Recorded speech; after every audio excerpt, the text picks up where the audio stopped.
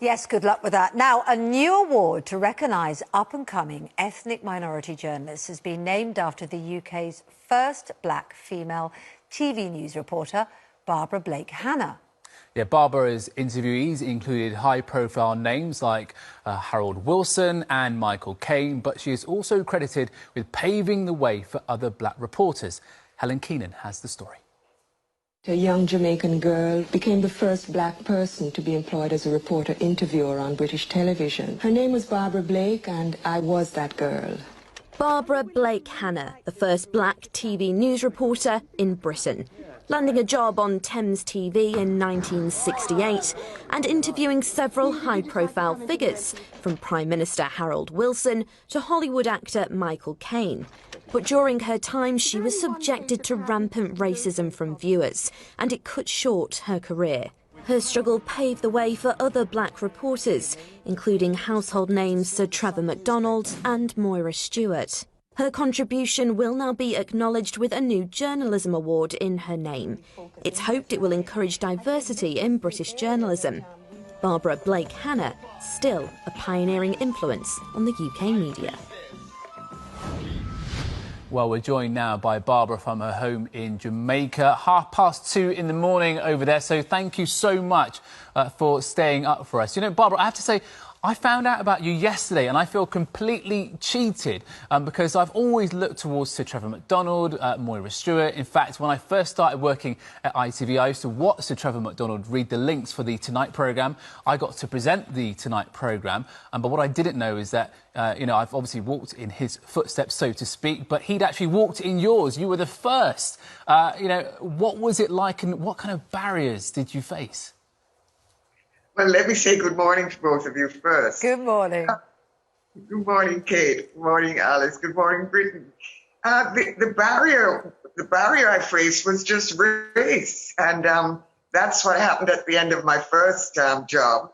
The contract was not renewed because so many viewers called in objecting to the color to my color, my race.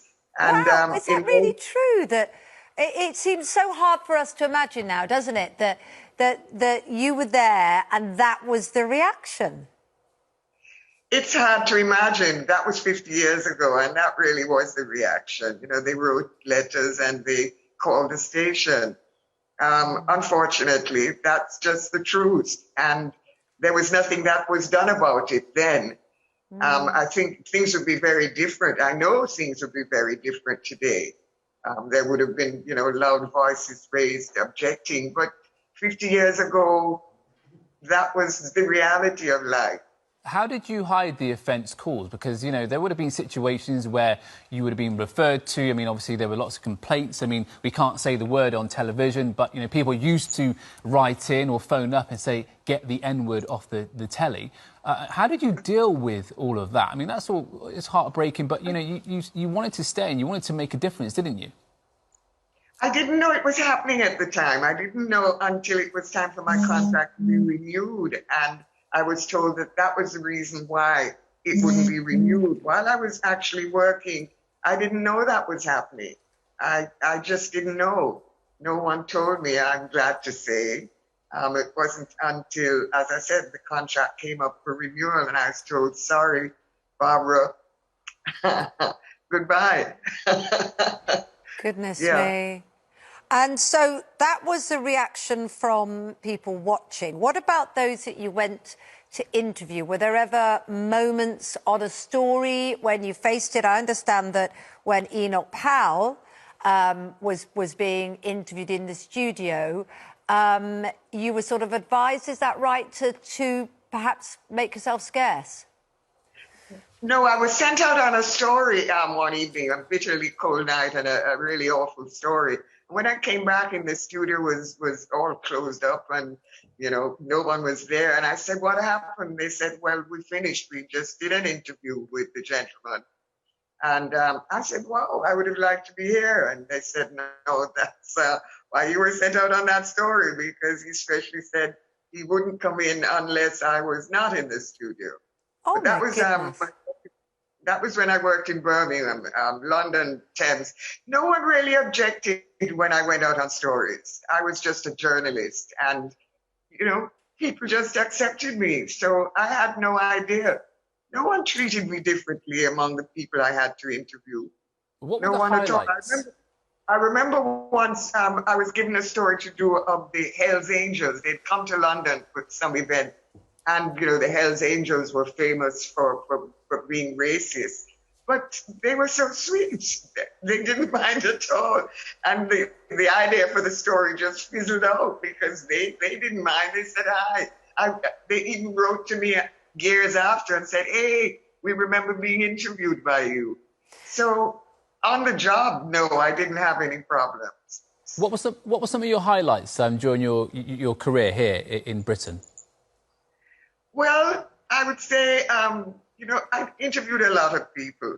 Jack Benny was very nice. He was a real charmer. He insisted on having both us female reporters to talk with him, one on each side, and he was a real sweetie.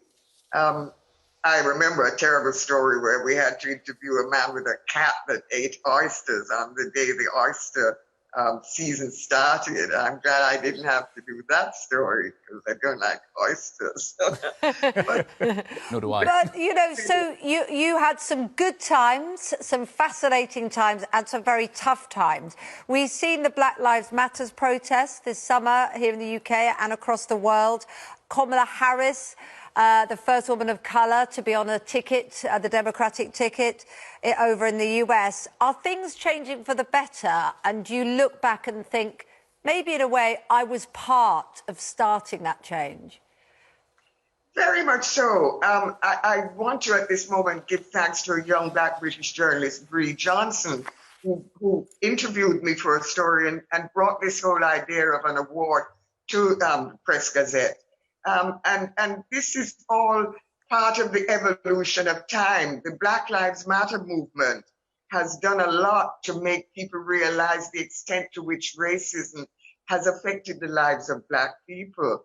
And I'm very glad of George Floyd's death has changed the world in so many ways. It's made people really have to look into themselves and see how they affect the world.